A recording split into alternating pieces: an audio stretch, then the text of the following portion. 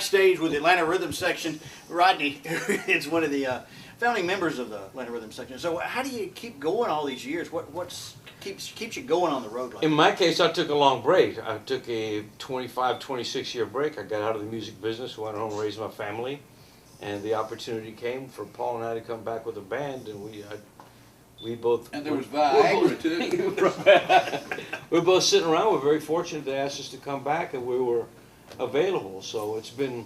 I was just telling Dean and... what's the drummer's name?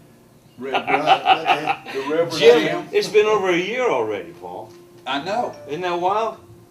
I think it was in June, early June was the first Right, gig, because it was right after your birthday in Las and Vegas. I jammed with them here like That's correct. 2 years ago. Right. And met the worst woman I've ever known, right here. Yeah, so that's really the answer. It's in my case, I took a long break. I'm lucky I'm still, relatively healthy and was able to do it. Then you're only about 45. Right. So you got started Paul. early in And music. he's the oldest one in the band. Right, I'm the oldest. For those that are so young and don't know, tell us how it all started with you. Personally, I had a band in Tampa, Florida. You have to understand that one time, bands weren't big acts. Single artists were acts. Bobby V, Gene Pitney, Roy Orbison, Fabian, what have you. Bobby And every Goldsboro. town, Bobby Goldsboro later on, but every town had a band that would play for the act that came into town. Because they didn't travel with their own bands. They might have a guitar player or a drummer with them. So a band would learn their hit songs, if there were 2 or 3. Some people just had 1. And then you'd play with them. Plus, most bands did, single artists, they all did the same. They did the twist, they do What Did I Say, they do a Bo Diddley song. So everybody did the same songs. So you didn't have to learn anything but their new records. So my band, what's that? Swanee. I got a good story about Bobby Sherman.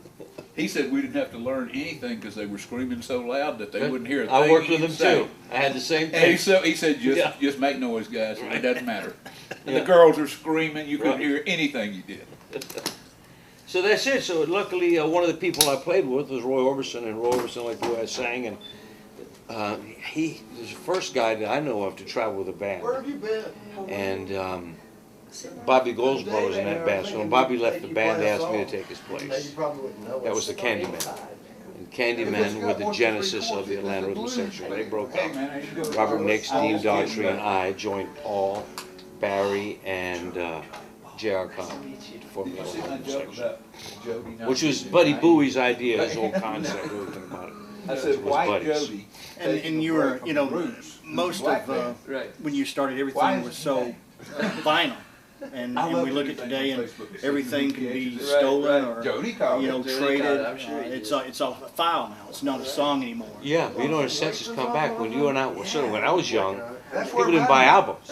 You bought singles. Then all of a sudden, it's an album market. Now it's a single market. They go to iTunes. They run one record at a time. They don't have to buy a whole album. Do you embrace that? Do you embrace the iTunes technology and No. iPods, or Well, I like the accessibility to it. That I like. I don't know. I don't hear well enough to, like Paul does. I don't. He'll tell you, I don't like the sound quality. I don't know enough to know But the here's difference. the deal, Rodney. People who hear a single will buy one song. Yeah. Where used to they had to buy an album. Right. So album sales are dying, Right. and people are buying 1.99 cents. What was it though? Some big Vince Gill said, "When I started in this business, 45s were 99 cents. Right. Now my single is still 99 cents. That's right. That's I like remember- 40 years ago. I remember buying a 45 for $1. I remember when they went from 89 cents to 98 cents. I do too. Remember It broke that? my I was heart, like, man. dude, it was the Elvis Presley record. I went to buy it for 89 cents. It was 98 Like cents. It went, 1958. what went up? 1958. Cost of plastic? Right. No, they just got together and said, we can boost the price. Yeah. That meant, a half record less a week for me. And don't you think that maybe with the demise of the vinyl, that some of the artwork that went along with that creation has taken away? Like we were talking earlier about the soul of music. I mean, now you don't really see what it is. They still do good artwork, but it's just small and you can't. really- Right. Do you remember Well, artists if you wanted want to to- control that? We want to design our album cover. Now they're probably going, whatever. Yeah. And see, it works for us though, because we're so handsome. that we don't want a big picture of us because it'll hurt sales. See, and I can remember albums from my generation growing up by what was on the cover. You know, you would think of you would think of my rhythm section, and I always think of that Champagne Jammer, the huge audience, Yeah. at that concert, And because I can damn- see that. That damn dog. I think the album covers were nice, but I don't think they sold What records. did that dog have to do with anything? Dog Days. Yeah, but it was on the second, the third, the fourth. There was always a damn dog. Oh! I thought you meant the Dog Days thing. Yeah. And I'm going, there's 5, 6 guys in the band. Can't we get equal time with this damn cartoon dog? And the album cover that had Alien on it was an interesting cover. The Quinella. What's that? Quinella. Quinella? Mhm. I'm trying to remember what the cover looked like. It was like a blue kind of had a lot of almost Yeah, a drawing I type. know, almost like a cigar band or something. Right. I It should was have seen very the cover for the next album. It was us at the Varsity, all sitting in an antique 48 Mercury convertible, and we had like thousands of hot dogs and fries. It was wonderful cover. Never saw the That light sounds of day. funny. That was Sharon Lawrence's Yeah. idea. Yeah, that sounds clever. She actually had a good one. Yeah. So you guys come out and you do concerts around all over, and you still have that same energy that you had. Is it still? Are you still nervous, or were you ever nervous before a show starts? Or I'll tell you, I've been. Well, I'll be brief. Paul wasn't there, but when I hadn't sung in 25 years, and the singer who preceded me, Andy Anderson, had to have a heart bypass, and they called me and asked me to sing. I said, dude, I haven't sung in 25 years. No, I can't do it. They said, please, you got to help us. We're playing this place in Connecticut. It's a good gig. We need the money. I said, no, I can't do it. I said, I haven't sung in 25 years. He said, oh, please, man, you got. All right, I'll do it. So I show up at the Mohegan Sun's big casino in Connecticut. Paul, you'll love this.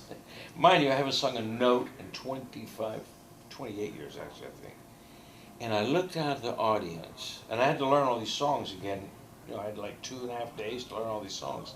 And I looked out at the empty room, and I went, Rock, this might be the dumbest thing you've ever done in your life. I said the same thing the first time I played with. I said, Oh, I "You're was gonna so make a scared. idiot out of yourself." Exactly. I said, I had a decent reputation. I want to make a fool out of myself in front of all these people. Oh, I'll tell you the other thing.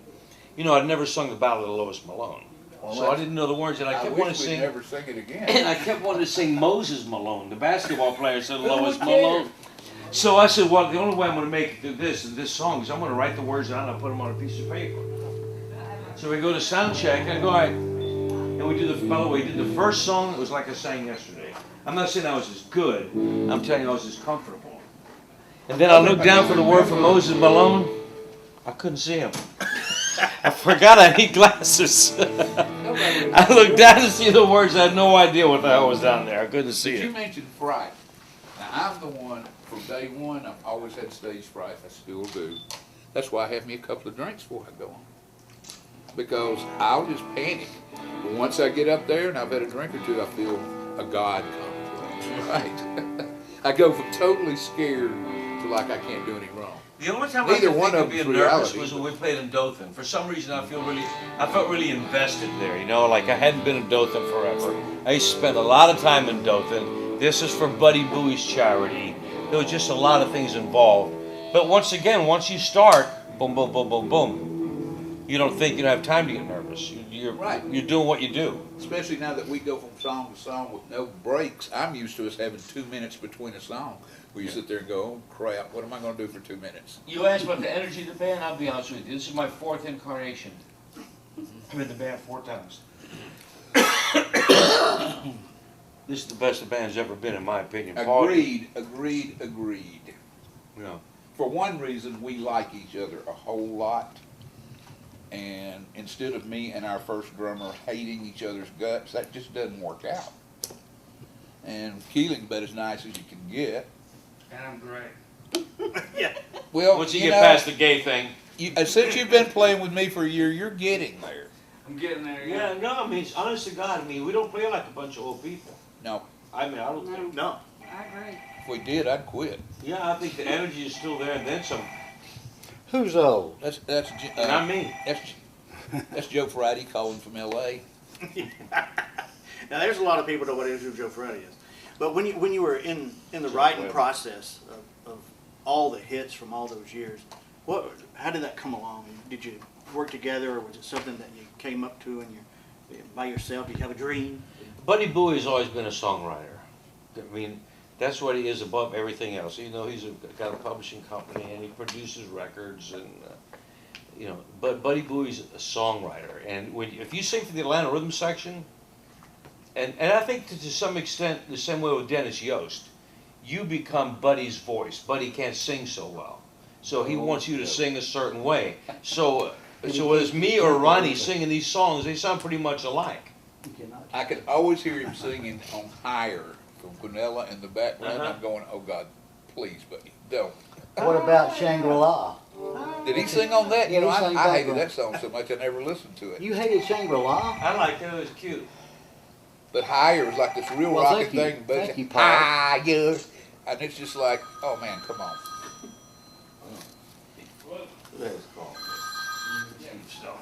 It's another one of your groupies. Yeah, Steve Stoney, you know how bad he wants it. Do y'all still travel together? Well, we all live in different places. Dean, David, and Jim live in Huntsville. Paul and Steve live here. I live in I Tampa. live about 8 miles from here. That's convenient. But I still got It's only a 4-hour ride. Yeah, it's only It 4 was hours. like an hour to get here from Norcross.